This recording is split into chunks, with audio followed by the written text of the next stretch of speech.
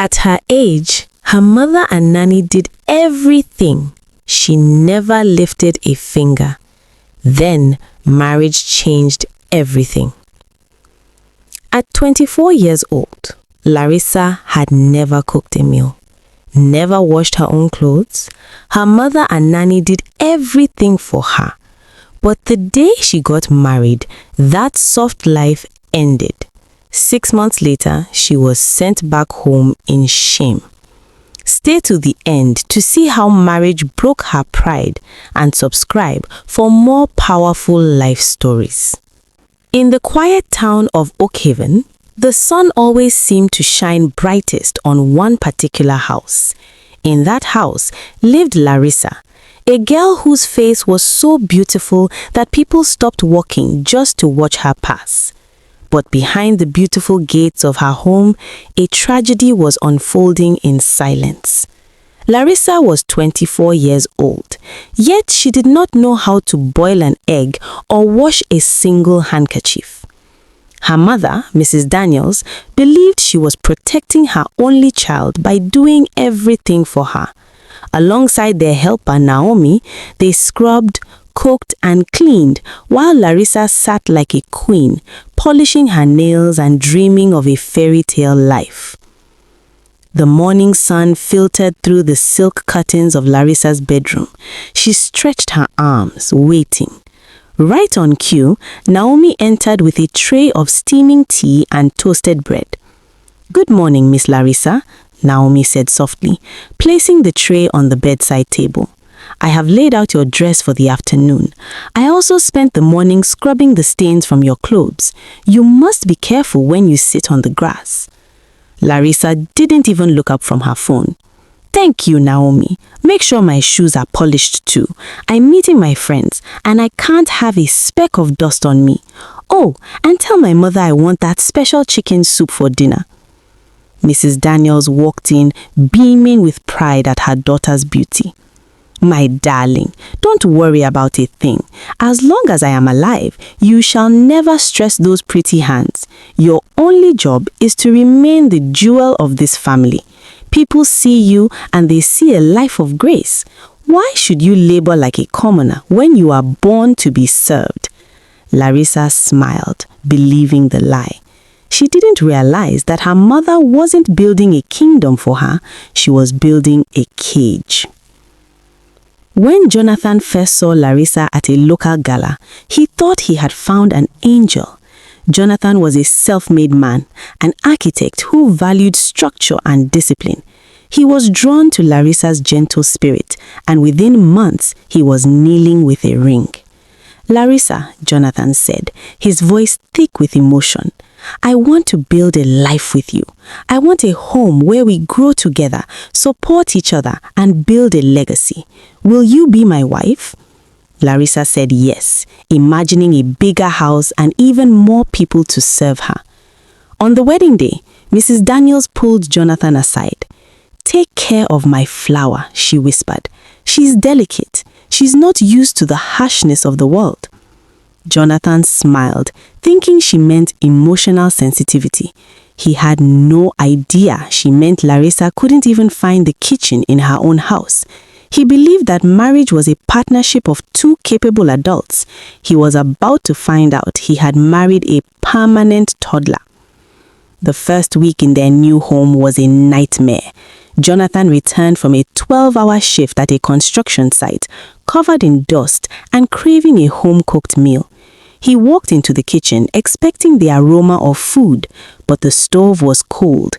The sink was overflowing with dishes from 3 days ago. "Larissa," he called out. He found her in the living room crying over a broken nail. "The house is a mess and there's no food. What happened?" Larissa looked at him with wide, innocent eyes.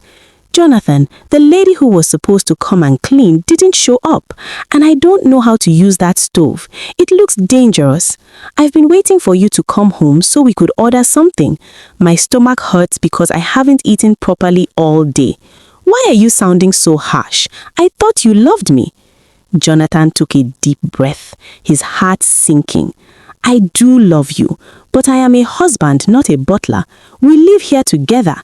If the help doesn't come, the house shouldn't fall apart.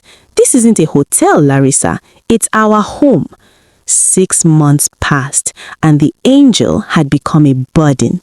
The house smelled of damp laundry because Larissa would leave wet clothes in the machine for days. Jonathan's white shirts were ruined because she tried to wash them with colored rags. The final blow came when Jonathan's boss visited for an important dinner. Larissa had promised to handle it, but when the boss arrived, the house was in chaos. Larissa had tried to cook, but she burnt the meat so badly the house was filled with thick black smoke. She sat on the floor sobbing while the boss stood awkwardly in the doorway. "I can't do this anymore," Jonathan said after the guest left. He began packing Larissa's bags. "Larissa, you are a beautiful woman, but you are an empty shell. You cannot manage a home, you cannot manage your life, and you refuse to learn. I am not leaving you because I hate you. I am leaving you because I am exhausted. Go back to your mother. Maybe she can finish the job she started." Larissa screamed and pleaded, but for the first time, her beauty couldn't save her. Jonathan drove her back to Oakhaven in total silence. Returning home was like a funeral. The neighbors whispered as Jonathan dropped the bags at the gate and drove away without looking back. Larissa ran to her mother, expecting a warm embrace and a curse on Jonathan's name. "Mother, he threw me out. He expected me to work like a slave. He is a wicked man." But Mrs. Daniels didn't move. She looked at her daughter's messy hair and her helpless expression. She looked at the bags on the floor. For the first time, the scales fell from her eyes.